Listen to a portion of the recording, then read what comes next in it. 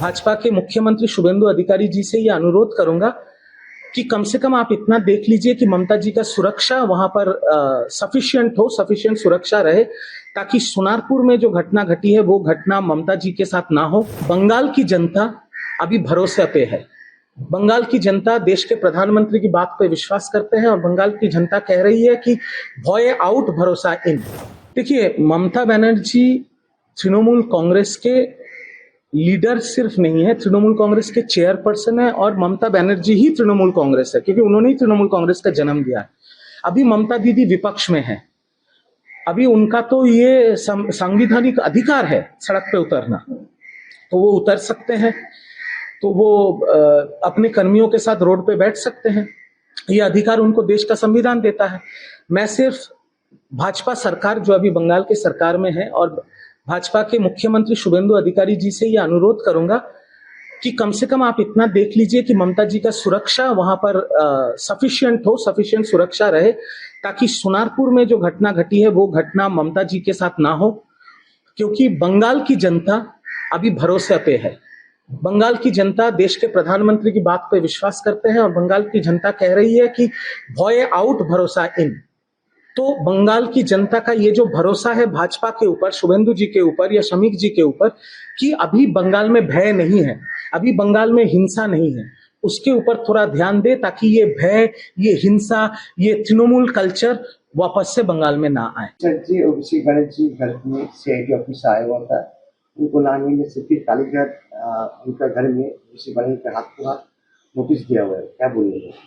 देखिए, ये जो ये जो सीआईडी का नोटिस जा रहा है सारे विधायकों को, ये जो असली मुद्दा है, ये मुद्दा बहुत गंभीर मुद्दा है।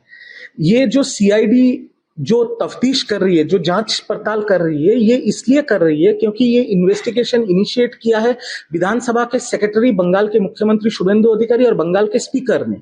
इनका दावा ये है कि जो नेता प्रतिपक्ष है उनके लिए जो विधायक का साइन लिया जाता है उसमें फर्जी साइन है। ये तो बहुत गंभीर बात है।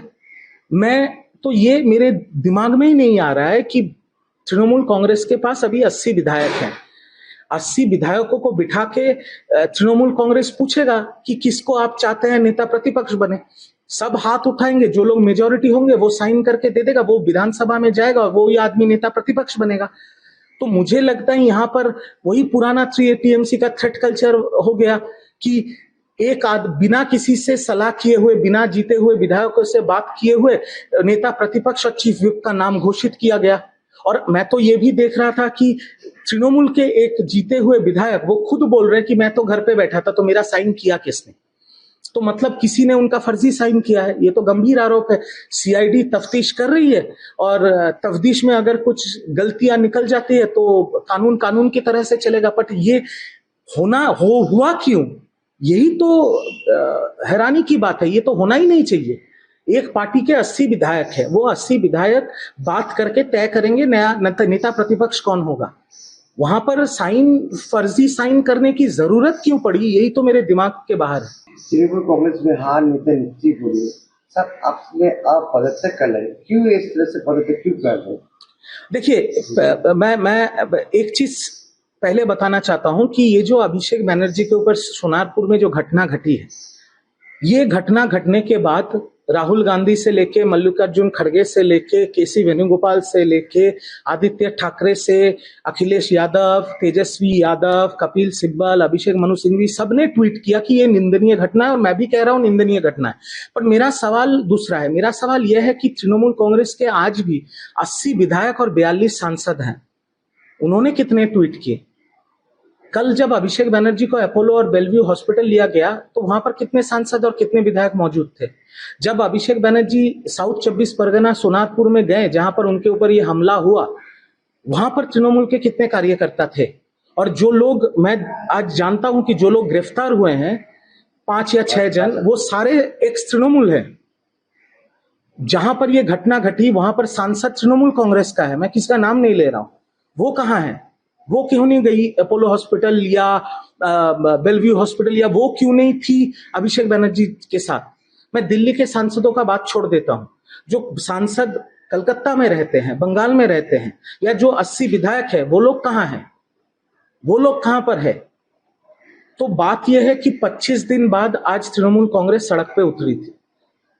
तृणमूल कर्मी जो मार खा रहे थे, तृणमूल कर्मी जो भागे हुए थे, तृणमूल कर्मियों के जो जान माल के ऊपर तोड़फोड़ चलाया गया था, वही तृणमूल कांग्रेस बीजेपी के नेताओं से बात करके, कहीं पे कान पकड़ के, कहीं पे हाथ पांव जोड़ के, कहीं पे फाइन देके वो घर वापस आए। तो बीजेपी ने तृणमूल के कर्मियों को घर वापस किया, बीजेपी ने तृणमूल के कर्मियों को सुरक्षा दिया, बीजेपी ने तृणमूल के पार्टी ऑफिस वापस किए।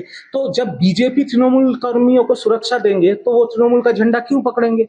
इसीलिए जो रेजिग्नेशन देख रहे हैं आप, वो इसीलिए हो रहा है क्योंकि उनका दिल टूट गया है तृणमूल कांग्रेस से।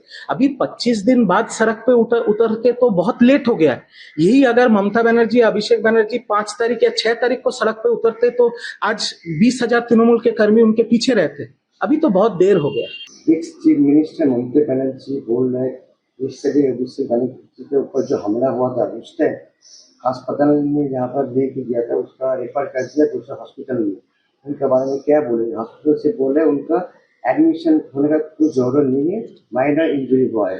ममता बनर्जी बोल रहे नहीं, उनका ब्रेन डैमेज भी हो सकता था। देखिए, मैं एक चीज साफ साफ कहना चाहता हूं कि अगर कोई भी इंजर्ड होता है, किसी के ऊपर भी कोई घाव है या किसी को भी ट्रीटमेंट के लिए अस्पताल में लिया जाता है, तो उसमें किसी का धर्म, जात, कौन क्या पार्टी करता है, ये सब देखना नहीं चाहिए। किसी डॉक्टर को भी नहीं देखना चाहिए, किसी अस्पताल को भी नहीं देखना चाहिए। भूतपूर्व मुख्यमंत्री ममता बनर्जी जी ने जो बातें कही हैं मीडिया के सामने, वो गंभीर बातें हैं, गंभीर बातें हैं। अगर ये सच है तो इसके ऊपर भी कार्रवाई होनी चाहिए। पर अगर इसका एक दूसरा अध्याय भी है, अगर किसी को चोट नहीं लगी है या कोई इंजर्ड नहीं हुआ है और डॉक्टर्स टेस्ट दे रहे हैं, कोई भी इमरजेंसी में जाएगा, मैं जाऊं या आप जाएं या कोई भी जाए, तो वहां पर डॉक्टर्स 10 टेस्ट लिख देते हैं करने के लिए।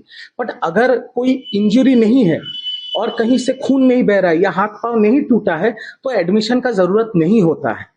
तो उस जगह पे अगर राजनीति करने के लिए अगर किसी को एडमिशन दिखाना है या किसी को एडमिट रहना है, तो वो चीज भी सही नहीं है।